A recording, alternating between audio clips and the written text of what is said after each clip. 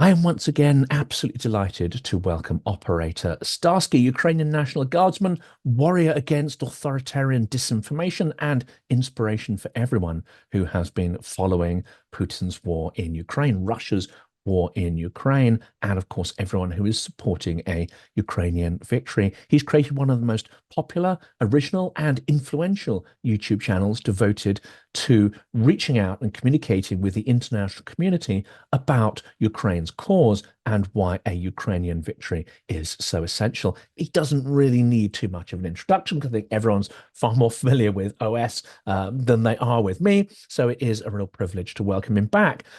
Please do also check that you are subscribed to the channel. I'd hate for you to miss out on any of the fantastic videos and guests that we feature.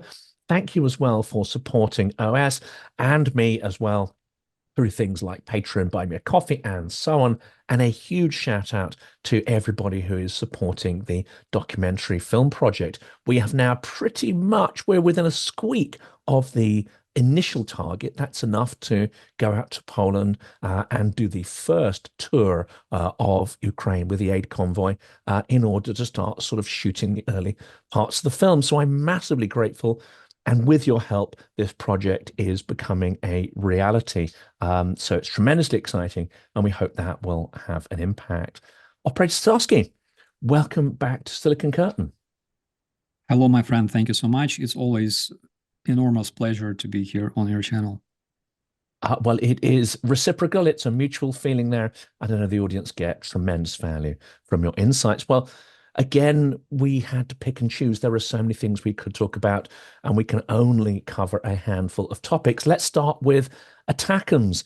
It's been month after month after month that Ukraine and some allies like the UK have been asking for the ability to conduct deep strike within Russia. And of course, that permission has not been forthcoming. Now it is, but behind the scenes, we are seeing some messages that actually suggest that Ukraine does not have that many ATACMS missiles in order to use. It has the launch vehicles, but it does not necessarily have that many projectiles. So what do you make about the extraordinary delays and now the permission? Is it the same pattern we've seen from the start of the war, which is too little, too late at every single turn?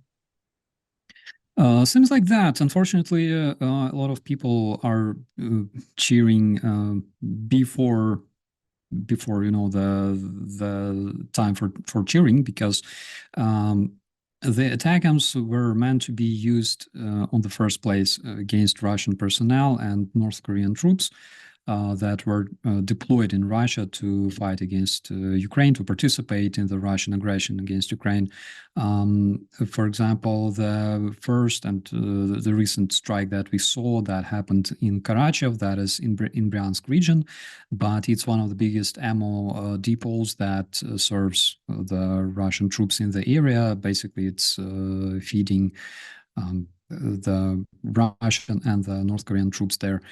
And I don't really see ATACMS striking Russian oil refineries, Russian air bases, and things like that. Unfortunately, we will not see that, not this year, that's for sure.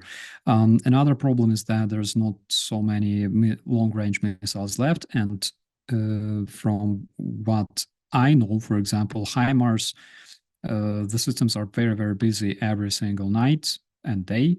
They work constantly whenever we have shells, whenever we have missiles for them, they're being utilized, because there's quite a few targets out there that are extremely important to destroy. And at this point, there was information that there was less than 500 missiles left. We're talking about the long-range missiles, the ATACMS. I believe that this number is approximately correct, approximately trustworthy. And what may well be emerging, well, we'll come on to the Kerch Bridge in a minute because its days may be numbered, but it seems that whereas this appears, and of course Rush will put the label on it, that is extremely escalatory, it actually seems that the US in particular is only providing enough resources, enough munitions to allow Ukraine to survive. But of course, we see from the other end that Russia is escalating, is increasing the involvement of its international brigades and especially North Korean soldiers. So rather than being some huge escalatory measure, I think despite ATACMS being approved, we are still on the back foot. We are still behind Russian escalation, and just about giving Ukraine what it needs to hang in the fight, but not to decisively, reverse that fight. Yes, and we are also talking about not 100 Himars systems. We're talking about roughly 20. If Ukraine had something approximately 100 Himars systems, I think they would definitely change a lot, and not only systems, but the ammunition for those systems. But unfortunately, it's not the case, and there's only so much Himars operating right now in Ukraine and striking Russian targets, and they only operate when they have munitions. Then they're really, really busy.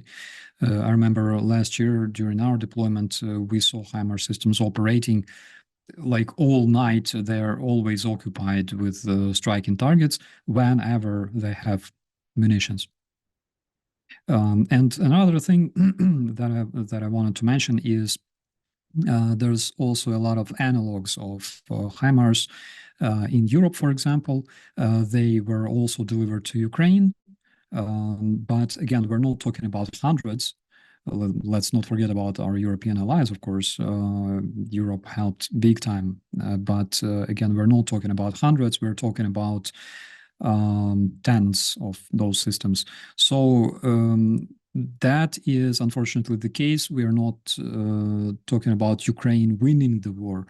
We're talking about the help that will help, the aid that will help Ukraine last for a while. And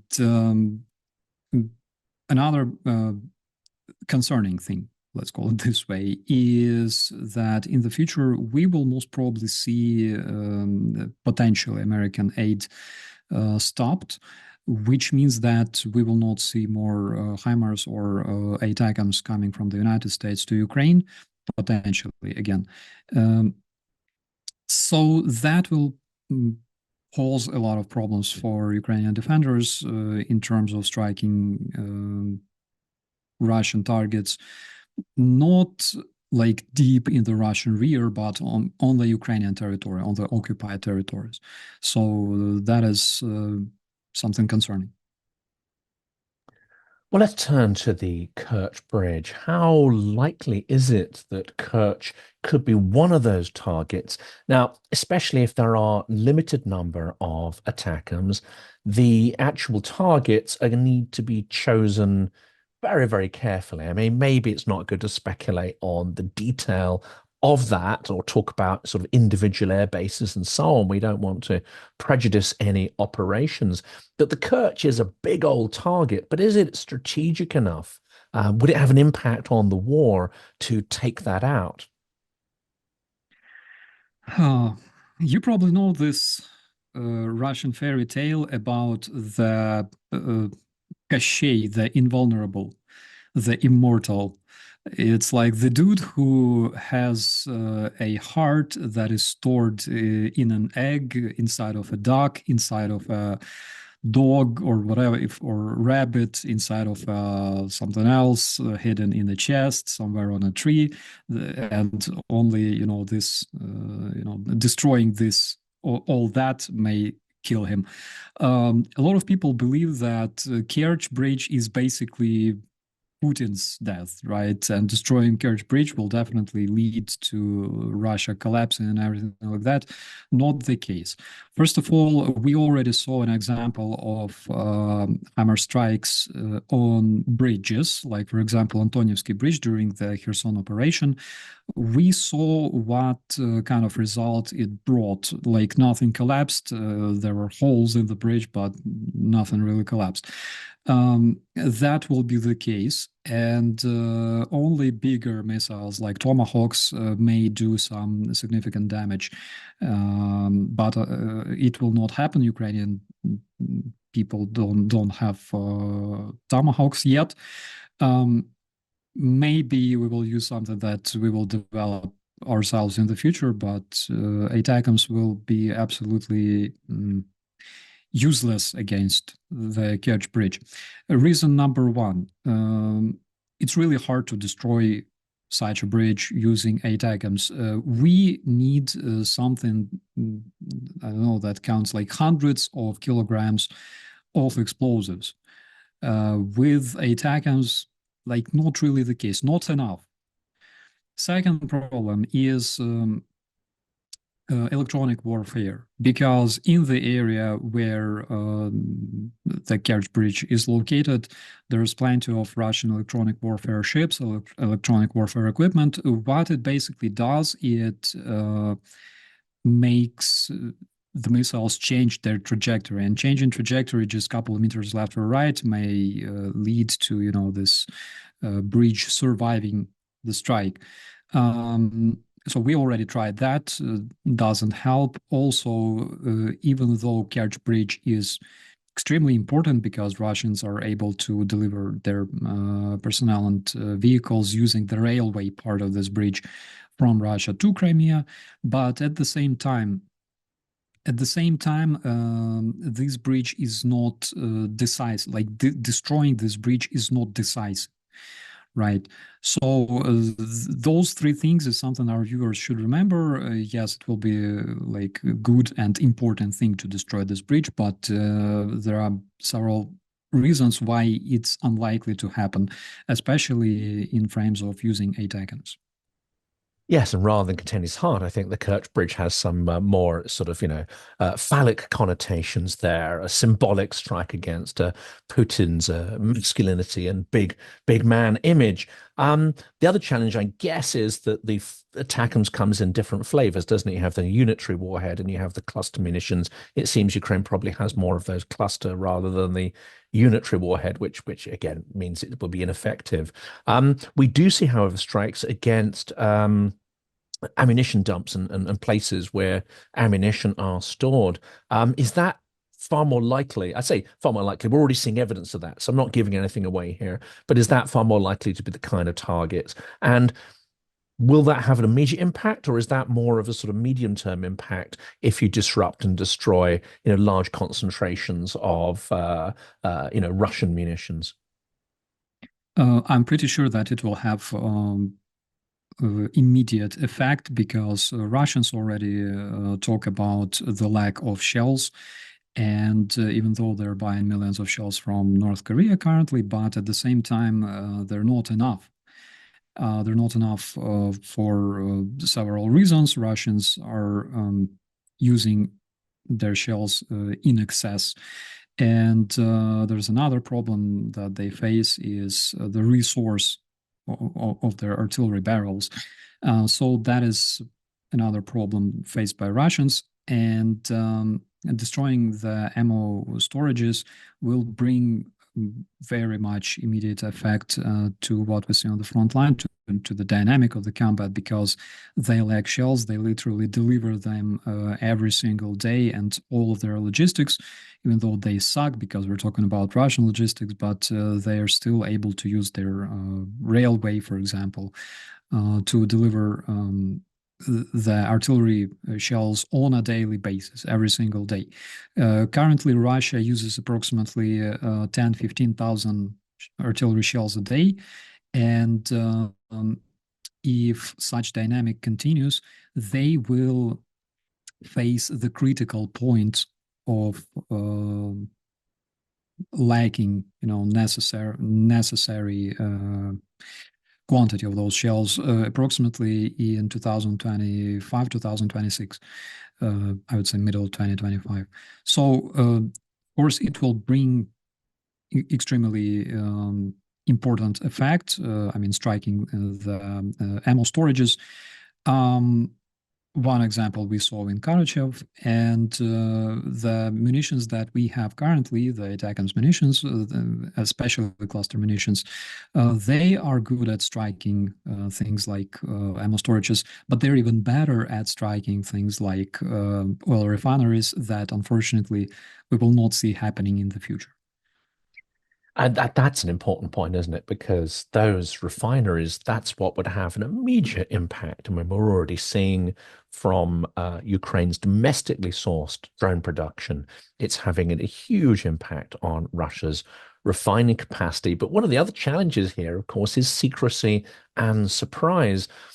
The Kursk offensive was so good because yes, part of the Russian military were perhaps expecting an incursion, but not on that scale. And indeed, disinformation helped to prevent Russia properly preparing, and what preparations were done were not fantastic. So huge element of secrecy surprise that led to success of the Kursk incursion. But Biden comes out. He announces we're going to give ATACMS. Surely the best way is to use them and then adopt some kind of strategic ambiguity about whether they've been given or not. But this isn't what happened. And it seems that the lack of secrecy and surprise is far more for perhaps domestic political consumption than any kind of military considerations.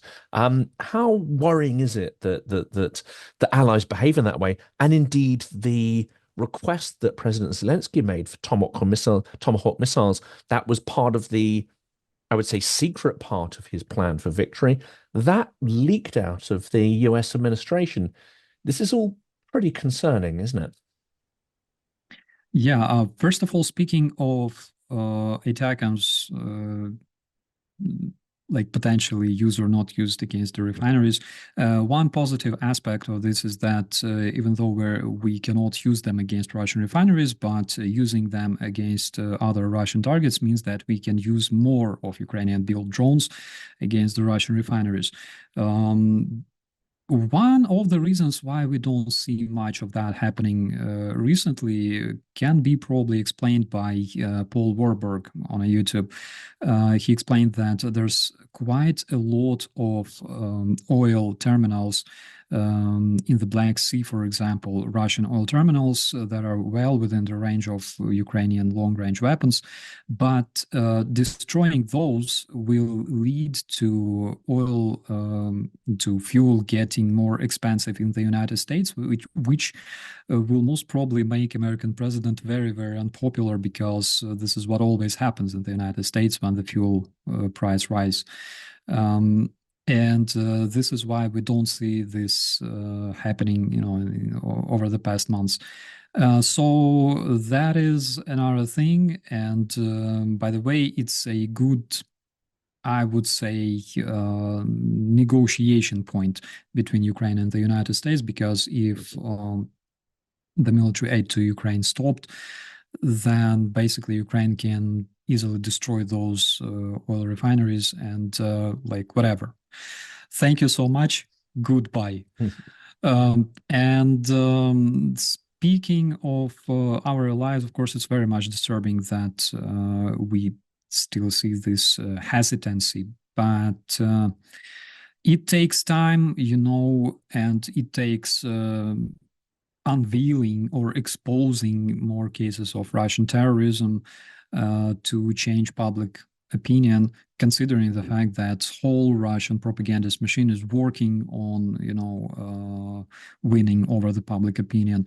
For example, like those airplanes that were loaded with incendiary bombs and heading to Canada and the United States, or for example, recent cases of Russian ships cutting the cables between Finland and Germany and Lithuania and Sweden, I believe. We will see more cases like that because Russians are extremely, I would say, desperate these days. They push all they have. They don't care about their casualties. For example, in the Pokrovsk direction, in Kursk is the same. And by the way, we will see, I expect to see their losses raising even more, even though nowadays they look enormous. We're talking about 16, 17, 1900 Russians a day. But I think that we will see more of that in the future, because currently Russians are trying to reinforce their success in Chasiv Yar and push as fast as they can towards Pokrovsk, capture that area before the new year, obviously, and we will see the dynamic of Russian casualties increasing before the new year. And that's something I was going to talk about was the absolute desperation that we're seeing. And I'm sure part of it is strategic. Part of it may just be also as a result of, the desperation filtering through. But you've got Russia hitting energy infrastructure again very hard this winter, as they did 2 years ago. You've got the deliberate targeting of civilian areas. You've got these horrendous videos of Russians abusing and executing POWs. There does seem to be an uptick in the sheer inhumanity and desperation of Russian forces. And again, how else should we interpret North Koreans appearing on the front except, some form of extreme desperation? There are some interesting videos where there are some Russians who surrendered to Ukraine, not because they have any moral objection to the war. It's just that the North Koreans are literally so incompetent. And of course, they don't speak Russian. So at the first sign of trouble, they started shooting up their own, their own allies and colleagues. Is this desperation something that Ukraine can actually leverage and not just sort of, be the victim of? The biggest desperation, I think, that will benefit Ukraine will be the desperation among Russian population, not necessarily among Russian soldiers, but yeah, of course, that is needed as well. But Russian soldiers are desperate already. Like, imagine a Russian person, right, promised like enormous money if he goes to Ukraine and just patrols the street, nothing happens. And then he goes to Ukraine and he's thrown into a freaking meat grinder, losing all of his comrades after barely 2 weeks of training. And he's sent to death. And facing all this, he realizes that he was fooled big time.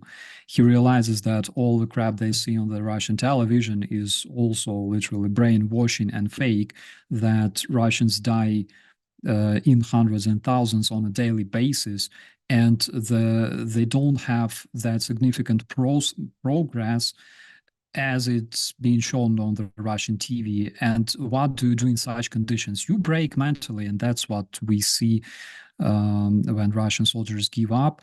North Koreans, of course, they can introduce problems to Ukrainians on the first place because they can close the gap in Kursk. That is one big, let's say, achievement for Russians, because they didn't expect the incursion in that direction, and they didn't prepare enough troops to withstand this incursion. Therefore, 10 or 12,000 North Koreans, even though they're completely useless and stupid, but they can still cover that gap. So the Russians can keep concentrating on their offensive operations in Pokrovsk and Karachev.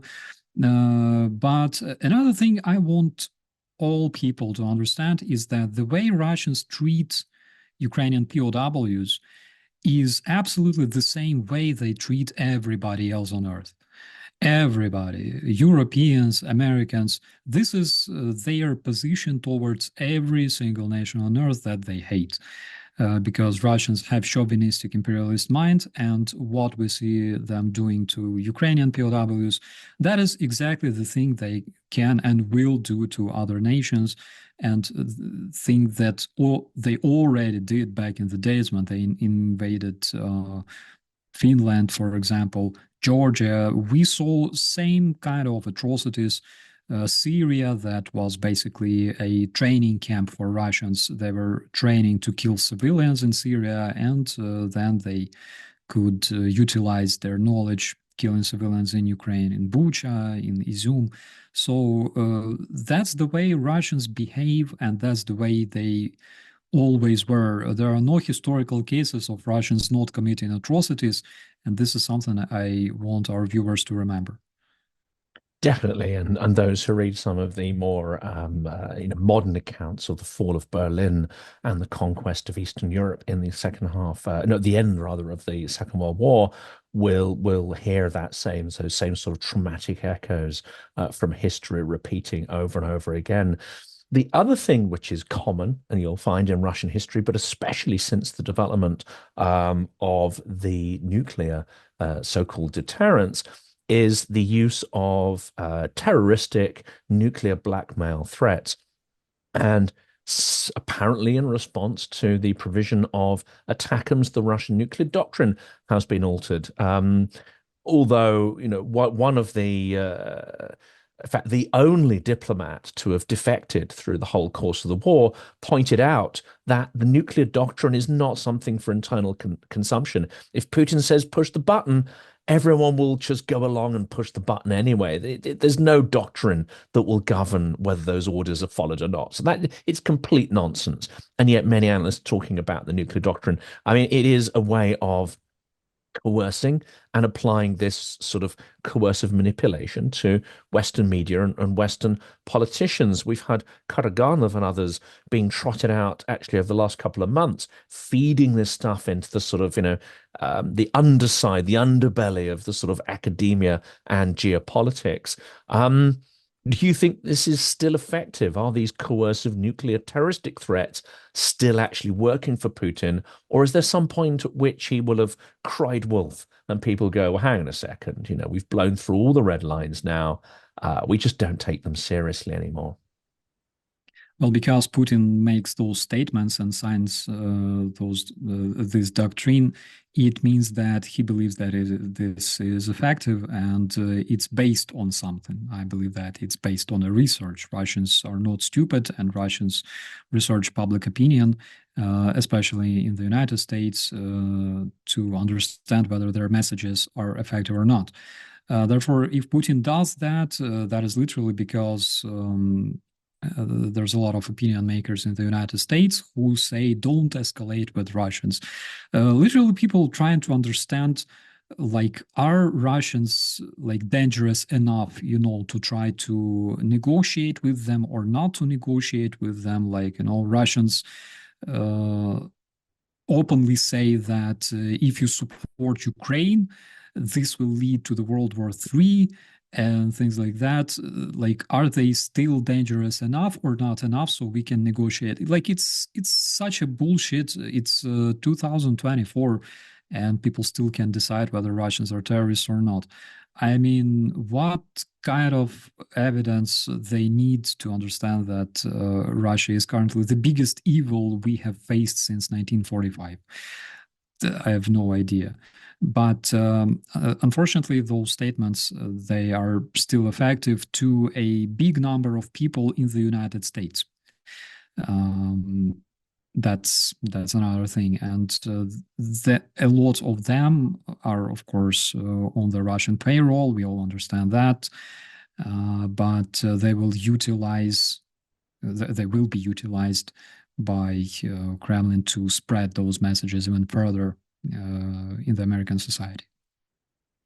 But one thing that I wanted to mention is that Russians didn't start the war because they wanted to die. Not Putin. Putin doesn't want to see great Russia. He wants a good life, literally. Great Russia is when you have people with good jobs, good salary, in-house toilets, things like that, hot running water, heating in the Russian schools in Altai, for example, which don't exist, and things like that. This is great Russia. Good roads, for example, people who can afford to go to I don't know, take a vacation in like Italy, visa-free regime. That is great Russia. Not what we see nowadays when 2/3 of Russians live in shit and they believe that they are empire, and they're proud of that. So Putin doesn't want his country to be great. He wants good life for himself and his elites. He wants several new villas. I don't know, he wants some new like yellow Lada or whatever. maybe Tesla, who knows, we will see. But he's not a complete psycho, okay? He doesn't have suicide intentions. Therefore, he will not be launching those nuclear weapons. And he also received several signals from the NATO countries that he should not do that. He won't. He only uses those nuclear weapons as a boogeyman for civilians in the United States. Literally, that is the fact. Will he use them against NATO countries? Of course, he won't, because the response will annihilate Putin and his country as well. Like it will annihilate planet Earth, but including Putin. He doesn't want that. He wants to live. He wants to live like 10, maybe 20 more years, in good conditions, having what he has now, which is absolute power in Russia. Everybody love him, things like that. Kiss boys' bellies, kiss horses, fly with the storks, ride bears. That is something he likes to have. He doesn't want to die in a nuclear fire, but he's very good at playing psycho, who says, well, we don't really need planet Earth without Russia, and we don't see Russia without Ukraine. Therefore, either deal with it or we will use our nukes because we are so crazy. But another thing that people must understand is that, yes, they are terrorists armed with nuclear weapons. What else did you expect? Yeah, this is reality. Yeah, they have nuclear weapons. Yeah, they are terrorists. And yeah, you had to find solution to this problem, like back in 1991. And nowadays, this is something that you are facing as Western nations. Like, what's the solution to this? Think about it. There are ways, but they're expensive. But negotiating with terrorists is never a solution, because it doesn't work. And Putin, over like 20 years of ruling Russia, he violated plenty of negotiations. Budapest Memorandum signed by Yeltsin, the agreement of 2003, agreement between Ukraine and Russia, signed by Putin, by the way, recognizing Ukrainian borders and Crimea and Donbass. He signed it together with Kuchma after the Tuzla crisis. And violation of Minsk agreements as well, because Russians never, followed those agreements. For people who don't know, for people who only heard that Ukraine was always violating Minsk agreements, a tiny example, there's this city of Debaltseve that, according to Minsk agreements, since 2014, always belonged to Ukraine and should have been returned under Ukrainian control, which never happened. And all the shellings that were reported daily by the OSCE coming from the Russian side, that's also a proof. I lost several of my comrades before the Russian full-scale invasion due to the Russian fire, because Russians literally violated those agreements. So Putin violated all kinds of agreements that he signed himself, and negotiating with Putin, basically, it's something, I don't know, it's so stupid. One must be extremely ridiculous and stupid person to sign something with Putin and trust him and believe that Putin will follow that. The only thing Putin understands is language of violence, because Putin is mafioso. This is the way he became the leader of Russia, the ruler of Russia, by literally eliminating other bandits. And he survived because he was the worst among everybody. He was the worst among Russian mafia, and this is why he's there in Kremlin ruling them. And that's unfortunately the only language he understands. He understands the language of power. We cannot speak his language because we have different values. We are civilized and democratic people, and we love freedom.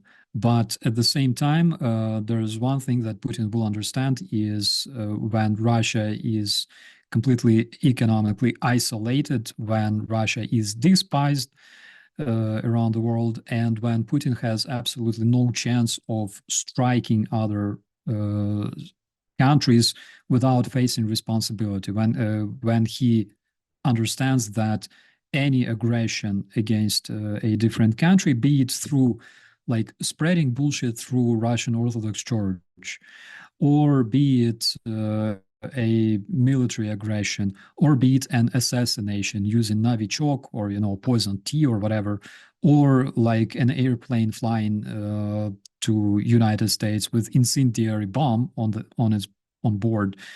When he understands that any sort of this kind of aggression will be replied when he and his minions will receive a good and strong response from the democratic world, and this response will be something that he will be recovering from for years.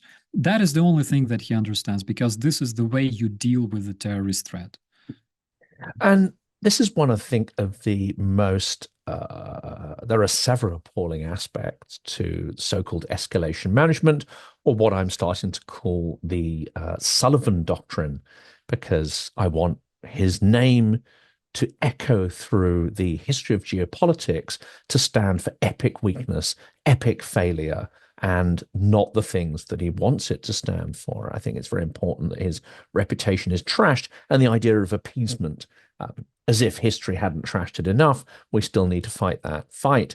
But it seems that escalation management has allowed Putin to believe he can win, even when it was perhaps clear from the very moment where Ukraine pushed Russian forces back from Kiev that Russia had lost.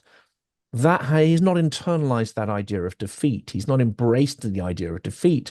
We have given the impression that he can carry on, and that there is no real painful price that he pays for his crimes and criminality, and so he's carried on.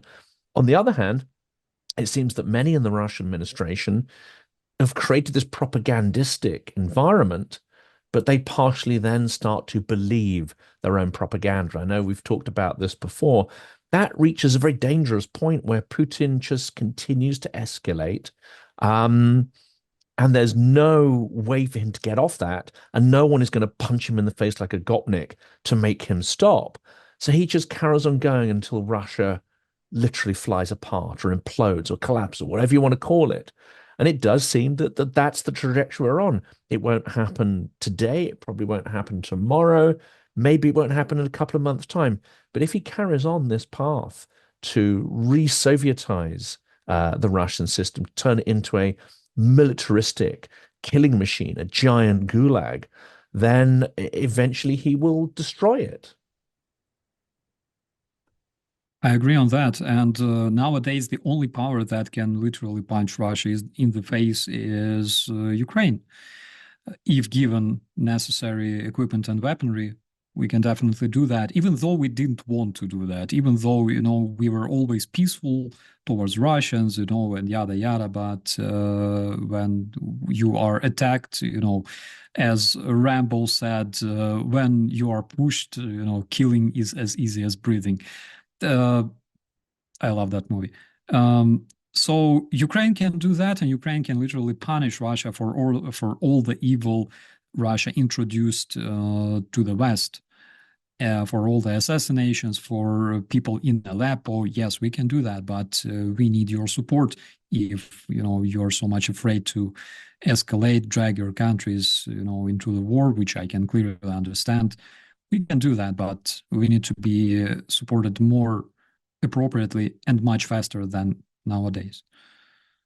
And this other thing, which is horrendous here, and this is the increasing propaganda against so-called child-free. And quite literally, Putin is encouraging people to create meat for the next war. And I've been to quite a few Ukrainian events recently where the speakers have pointed out how this mechanic works. The Russian population is required to surrender up their sons and daughters to this killing machine. But also, every territory that Russia takes, there is a process, a generations-long process of turning them from people who value freedom, people who seek independence, innovation, and these kind of things. But there's a brainwashing process where populations are then turned against. Um, previously, they would have absolutely not wanted or even thought about fighting. We've seen it in Chechnya, of course. We've also seen it in Donbass. There's been a virtual genocide of the male population in occupied Donbass. Those who didn't escape, and actually a lot of people, of course, realized what was going on. And I've spoken to a lot of smart people from Donbass who, at various points after 2014, kind of got out of there because they could see the direction of travel. This is the Russian way. This is the mechanic of the Russian Empire. Um, how can this vicious cycle be broken?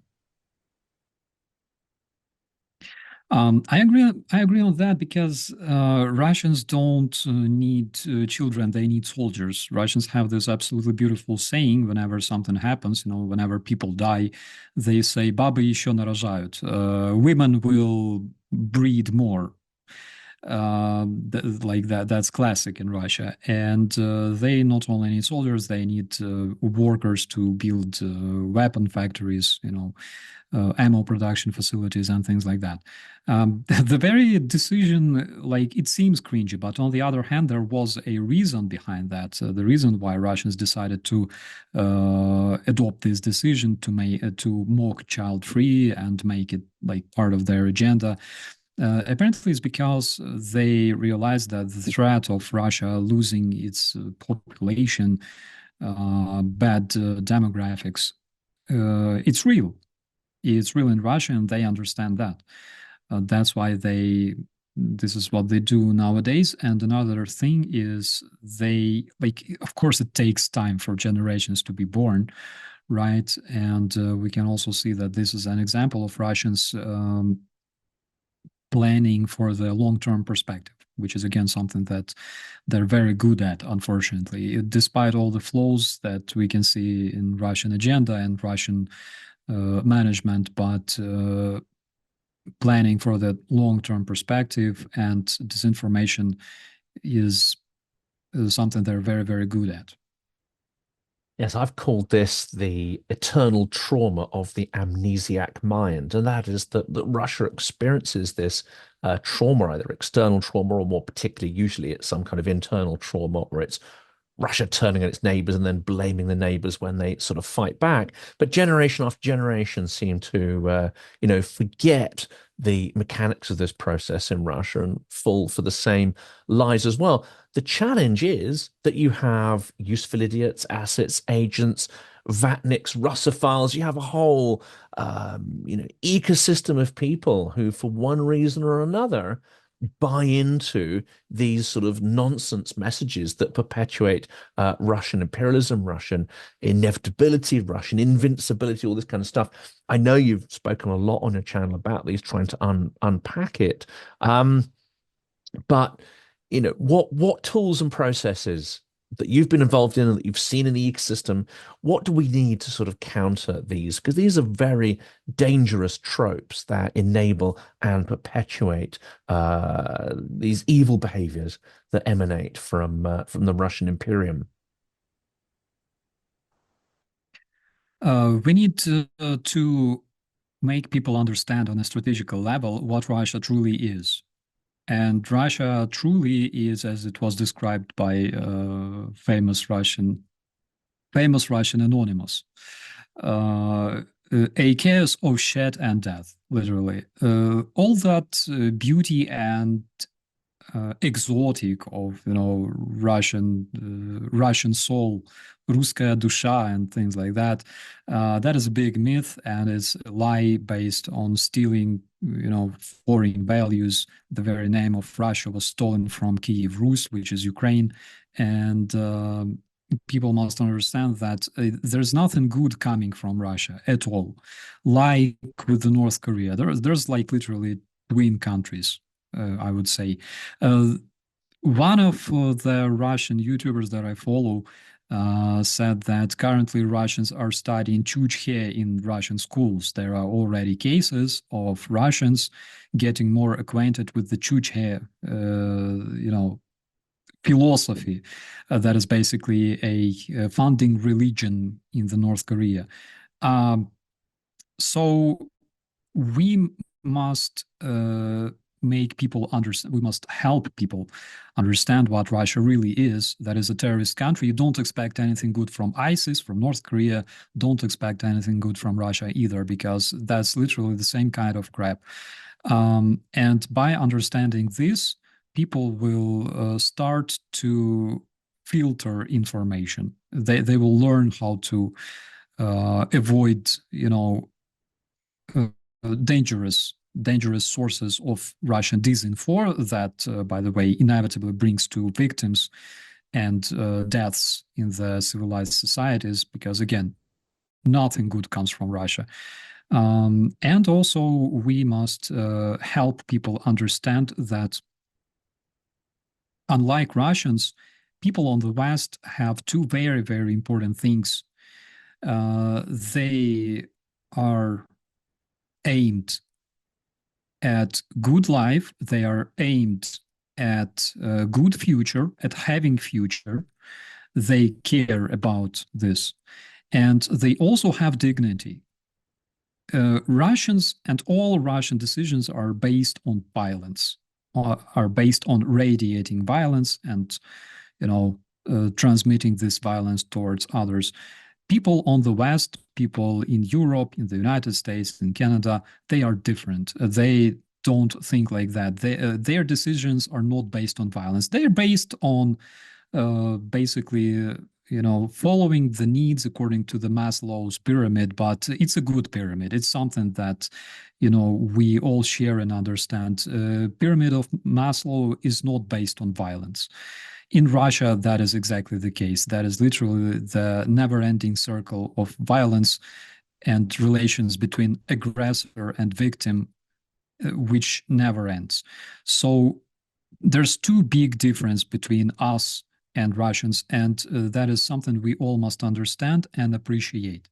Because when you base your philosophy, your future, your expectations on such needs, even like those primitive needs of, Maslow's pyramid, but why primitive, by the way? Not really primitive, only part of them. But still, when you base your expectations from this life on such needs, then you have future. And then you have freedoms, you have dignity, you have good salaries, you work towards improving your life and things like that. It's a normal thing. It's normal that here in Europe we want better life, but not through like going to, I don't know, Switzerland and stealing toilets. No, we want to reach it by investing into schools, having good education for our kids and things like that, not killing kids in a different country. And this is something that makes us absolutely different, and we should be proud of that. We should be proud that we have such expectations and such goals. And this makes us different from the Russian terrorists. So I want people to remember those two things. We are better because we are different from Russian terrorists, and there's no way we should be at least a bit look like them. No, please don't do that, because it will lead to our collapse. And second thing is that nothing good comes from Russia. So those are two crucial things to remember. I think to help people understand this, you should invent an inverted pyramid to describe the hierarchy of violence that exists. Maslowi's hierarchy, the antithesis of the positive ones you've talked about. And it's interesting, isn't it? Because you do have people like Tucker Carlson, and this is an extraordinary thing that goes back to Soviet Russia as well, and the period of the Holodomor, where you have useful idiots and vatniks and those who are sort of potentially paid or get some kind of major financial interest in coming and spreading the illusion of Russian wealth and normalcy. So he goes to a couple of metro stations in the center of Moscow. Of course, there's not going to be tramps there, because they would have bust them all out. They would have locked them all up overnight, knowing he's coming. But this kind of pattern of behavior it has been repeated over and over, including by people like Walter Duranty and others of the New York Times. Um, and it's just such a sort of cliche. What they should have done, of course, is taken Tucker Carlson to Mukhasransk or Governorgrad or taken him around the provinces, and then we would have got a very, very different documentary. Yeah, he should go to some kind of Ust-Pizdysk and see what happens there, 100%. Speaking of inverted Maslow's pyramid, my friend, it will not be a pyramid. It will be like a pit, I think, or like a hole, an abyss, I would say. But Tucker Carlson, it's a good case of a bad PR because, I served as a press officer and I know how modern army operates. I also know how Soviet army operates. And in the Soviet army, and not only army, basically in like Soviet establishment, it always looks like that. There's like this Tucker Carlson standing, for example, in oh my God, like bus station, and he goes, look at this bus station. It's very clear. It's very good, beautiful bus station, well repaired, well maintained. Everything is good. Everybody is happy, And then he goes to like store, This is a good, like, hello, this is Tucker Carlson speaking. You see the store, you see all the people, they're very happy because they can buy good things. Russia is beautiful. Everybody loves President Putin. Like, this is the type of like Soviet propaganda you can see in like every Soviet documentary created in like 1981. I saw the same documentary about Pripyat, by the way, about the Chernobyl nuclear power station before it was built. So it's a good case of bad PR. It's when Tucker Carlson was literally not like asked but ordered to make this video, ordered because literally I don't believe that he went there for free, and that's exactly, it looks exactly like in the bad Russian propagandist documentaries, or like in every episode on Russian television. My dear friends, look at this oil station. This oil station is very good. It gives job for a lot of Russian people. People happy, they can buy good things. The station provides, for Russian families. Slava Putin. That's exactly. My God, I keep speaking with this accent. That's exactly the case, and people, fortunately, because unlike Russians anticipate, people in the West are not stupid idiots. They could recognize this stuff. That's why when Tucker Carlson went to, like, what was that, Ashan or something, or subway station, that was perceived by all the viewers on the West as like the biggest cringe you can imagine in 2024, literally. You can see these amazing subway stations. There are no drunk people. That is very important. It's very clear because we keep it clean. You see, everybody is happy, everybody is safe. Oh my God. And that's the level of Tucker Carlson. He has like what, like 30 or 60 million followers or whatever. But that's a, my God, Yobana Hanьба. How to translate this? It's a shame, my friends. It's a shame. Yes, yeah, absolutely. Well, let's tackle the sort of last topic. This is probably quite an extensive one here, and we can't ignore that Trump has won the election via, I would say, a long-term campaign of support for certain narratives and potentially help in the leveraged buyout of Twitter, plus the extraordinary, I think, refinement. Timothy Snyder's written a very interesting article about this. The extraordinary refinement of targeting operations ahead of an election to try and not swing votes, but to persuade essentially certain groups to maybe, either change sides or not vote for the, incumbent and so on. It seems there's been a sort of there's been a perfecting of this extreme digital targeting with negative messages. But at the same time, we've got Elon Musk, who has been leaning on the algorithm. I think there's very little doubt now that there has been interference in the algorithms within Twitter, or X as he renamed it, in order to suppress certain points of view and to amplify others, and generally do away with a lot of the constraints that would have filtered out some of the more sort of obvious and toxic propaganda.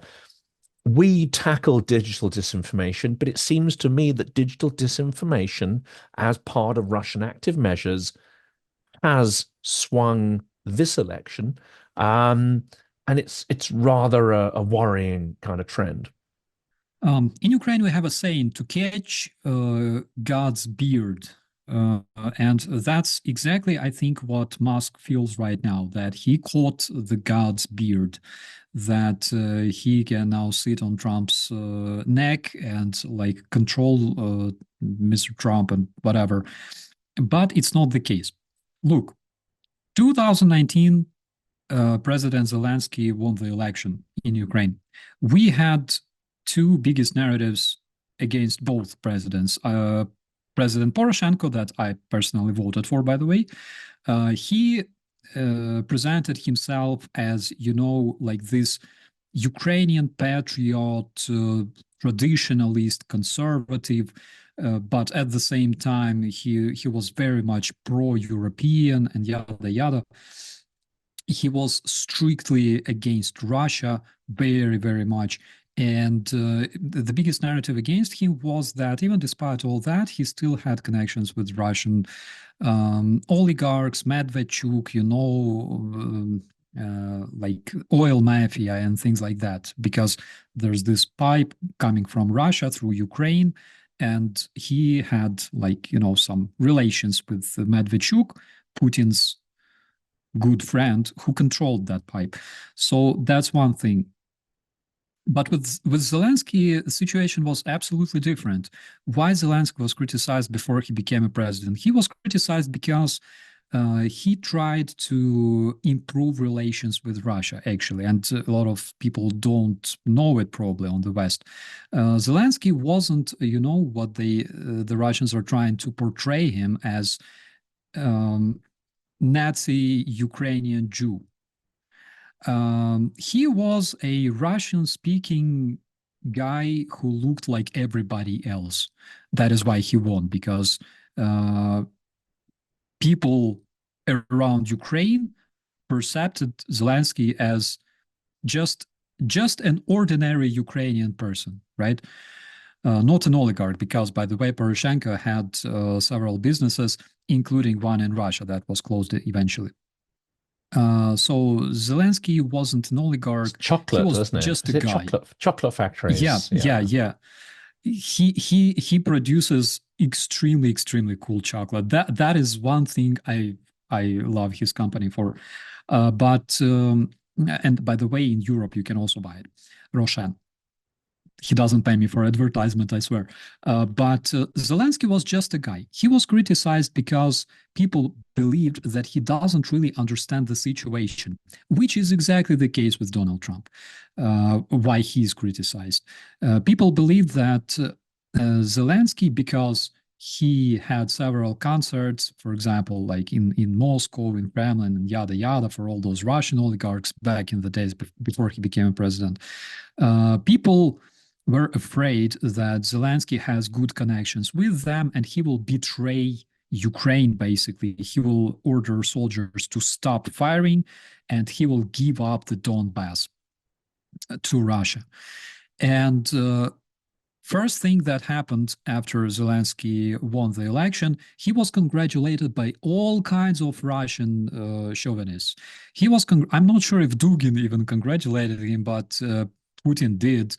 A lot of Russian chauvinists who were like extremely supportive towards Russian hybrid army, Russian terrorists in Donbass, who criticized Ukraine, they were literally congratulating Zelensky and saying, finally, everything will be good, And second thing that happened was prisoner exchange. a lot of Ukrainian prisoners, including Sentsov, for example. Sentsov was in the Russian prison for quite a while, which is, again, Russians claim that there were no Russians in Donbass, but at the same time, Sentsov was captured in Donbass, as far as I remember, and he emerged in Russia, in the Russian prison. How the hell does that happen, if there's no Russians in Donbass? But nonetheless, that's another thing that happened. Third thing that happened was so-called ceasefire. So what it meant was literally Ukrainian soldiers were forced, they were commanded not to shoot back. Whenever Russians were shooting at us, I remember that, 2019, it didn't work, for example, in Svetlodarska, where my brigade was stationed, because we had constant fire there. So we had to protect ourselves. But in many, many other spans of the front line, the ceasefire caused Russians to come closer to our positions, to dig in, to reinforce their positions, make new trenches. And we unfortunately lost a lot of men. There was this crazy order. Again, a lot of people don't remember that, but I do as a serviceman. There were orders like, you are getting paid extra as a soldier if you don't shoot back. Like, how crazy is that? And like, I can easily talk about it, because in Ukraine we have freedom of speech, right? Like, I'm not afraid to say that. And by the way, I was talking about it even back in the days when I served on my Facebook a lot. So I remember those days. The problem was that Zelensky had in his team a lot of pro-Russian people, like, for example, my God, Savlohov, but my God, Saloha. Anyways, that comedian, who he was born in Donbass, he was like, extremely stupid, but he thought that he has, this connection with people in Donbass, so he can convince them. Didn't happen, unfortunately. And he, by the way, he was the dude who insulted Ukrainian soldiers defending Ukrainian land in Donbass by calling us fightful minority in Ukraine. Like, it was that crazy, literally. That's why there were a lot of controversies in the Ukrainian society. A lot of people were shocked, like, what the hell are you doing? You're the garant of Ukrainian independence and sovereignty, and what are you doing? Let us defend our land. Let us, fight back Russian invaders. They're digging trenches closer and closer to our positions, but we cannot do anything to stop them from that. So my point is, Zelensky was criticized big time back in those days for not having the full understanding of the situation, and having plenty of Russian assets that were dictating him things that would make the situation much worse than it was. Again, which is exactly the case with the United States. That is exactly what happens with Donald Trump and his team. We have Tulsi Gabbard, Mrs. Gabbard said that we should respect the concept of aloha. We should respect Russian terrorists. I would really like to see Mrs. Gabbard going to Syria and showing her respect to ISIS terrorists, and tell them that, let's respect each other and live in peace, or like Taliban. Now, big she will have surprise, to wear of course, full is hijab there, of course, because yeah. And of course, the Hezbollah, I mean, to dip into the Middle East, which I usually try to avoid, but it is coming to light now, as I think quite a few of us predicted, that huge caches of fairly modern weaponry are being discovered at various Hezbollah encampments. And it's all from Russia. It's all Russian stuff, which is firming up those connections, which I think we've always suspected. Russia is a sponsor of not just local terror, but global terror. Yeah, absolutely. Hezbollah shoots the reactive shells for BM-21 Grad at Israel for as long as I remember myself. Where the hell do they come from? Like, it's a mystery, probably they dig them in like salt mines, right? Or I don't know, print them on 3D printer. BM-21 Grad. Oh my God. How the hell does it happen? So yeah, I think that she should also show her aloha to those people, like beautiful Lebanon, Beirut. She can go there. There she doesn't have to wear hijab, by the way, because it's not necessary in Afghanistan, for example, because they respect women so much. They have their own aloha to their female population.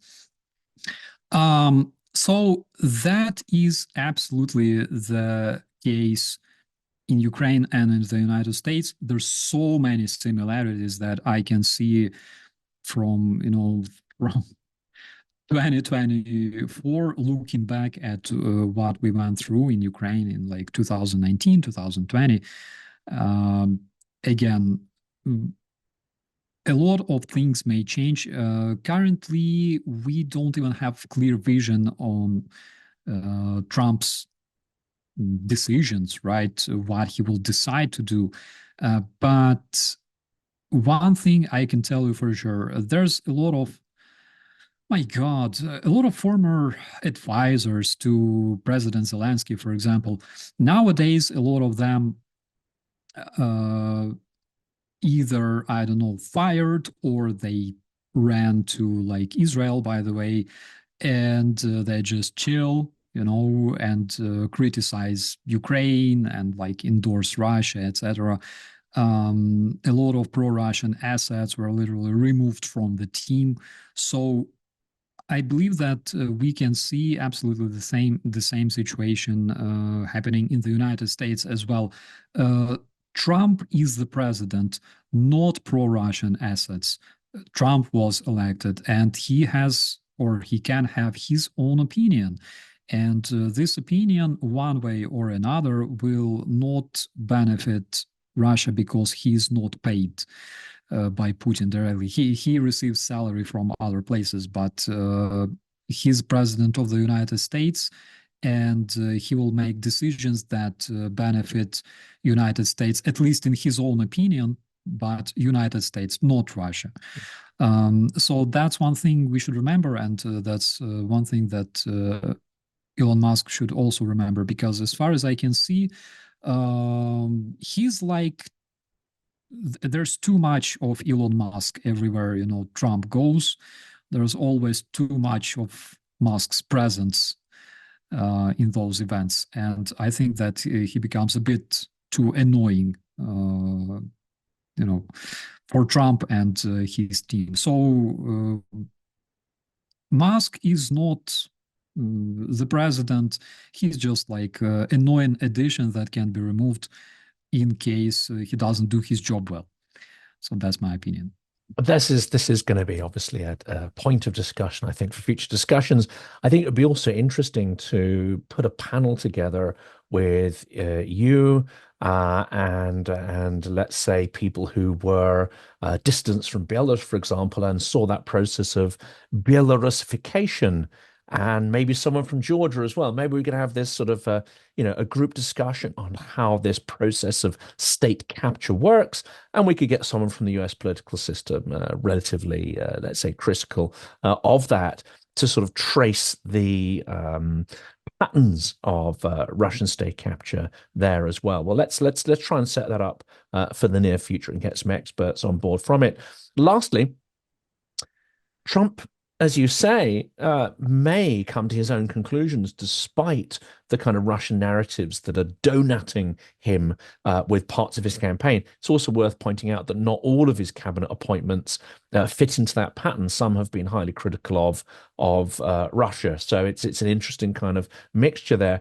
But let's assume, to your earlier point, that there may be no new substantial packages of munitions under a Trump presidency. There are other ways in which he could either intentionally or unconsciously completely screw Putin up, aren't there? If he puts pressure on China, to stop supporting Russia, if he creates serious economic pain for China, or even devalues the yuan, that could have a massive impact on Russia's military machine and economy.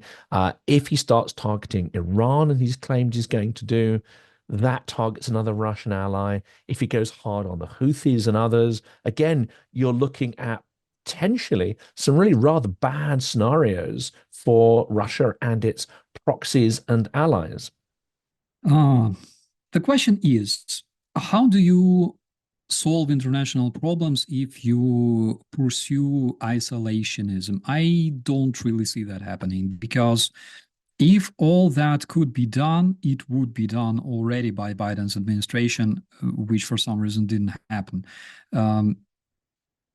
Even more, I don't see that really happening with Trump's administration, because, again, he pursues isolationism. This is something that he promised to his voters, that he will make U.S. withdraw from Ukraine or something like that, from the war in Ukraine, which doesn't make any sense at all, because because the US are not involved in this war anyways, other than providing some old equipment to the Ukrainian defenders. And how exactly do you want to remove international threats without having your presence, represented, by the way, for example, by your military in the Middle East, etc.? I don't really understand. So, of course, if the American military aid to Ukraine stops, this will introduce a lot of problems for Ukrainians. President Zelensky recently said that we will most probably lose the war, but we will keep fighting. But on the other hand, I think that President Zelensky was a bit too dramatic here, because Ukraine was fighting for the whole year, for 2024, having only 10% of the promised military package from the United States. We did not lose the war, and we can see that Russia didn't make significant gains during this month. One thing people which again was quite clearly explained by Paul Warburg. My advice to subscribe to his channel. He's a great analyst. A lot of people have this illusion that Ukraine solely relies on the US military aid, which is absolutely not the case. Again, considering the amount of aid that was delivered to Ukraine from the United States this year, and comparing it to the aid delivered from other European countries, that is absolutely not the case. So currently, it was estimated that daily aid to Ukraine costs European citizens 1.5 cups of coffee a day. And I think if American support to Ukraine stops, God forbid, it will probably cost European citizens like 3 cups of coffee a day. And that is literally not that much. Seriously, I think people spend more money on things like elf bars on a daily basis in Europe, because they can allow that, they can afford it. So it will not be crucial. And of course, it will also consolidate the European nations and make them stronger. That is inevitable. That is something that will totally happen, because United States, one way or another, located very, very far from Russia. At the same time, there are European countries who already survived Russian aggression back in the days, and they see the Russian threat much better because it's closer to them, and they will do all they can in order to protect themselves from Russian terrorism. So Europe will be more consolidated if American aid to Ukraine stops, and Ukraine will not lose the war because we don't receive any more ATACMS, which we don't receive anyways. Let's be honest.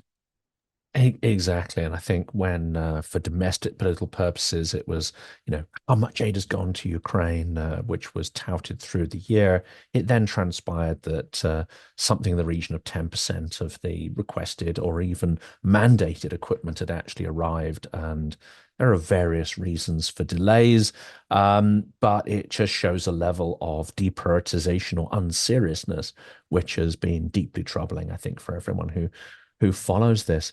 Well, let's put together some of these panel discussions. I think the one on state capture is especially important, but also we should get together soon as well and discuss the grey zone warfare. We haven't had time to do that today, but this story about the severing of undersea cables in the Baltic is unfolding.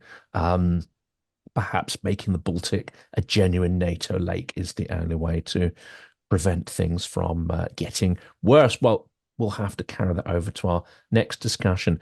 If, and this is extremely unlikely, you are not subscribed to Operator Starsky's channel, do so right away and watch his material religiously as I do, because, as I say, all the topics are covered there with the most sort of, I say, fantastically realist kind of interpretations on them, not the fantasy realists you see in some Western geopolitical circles. Operator Starsky, thank you so much for coming back on the channel. Thank you so much, my friend. Be safe.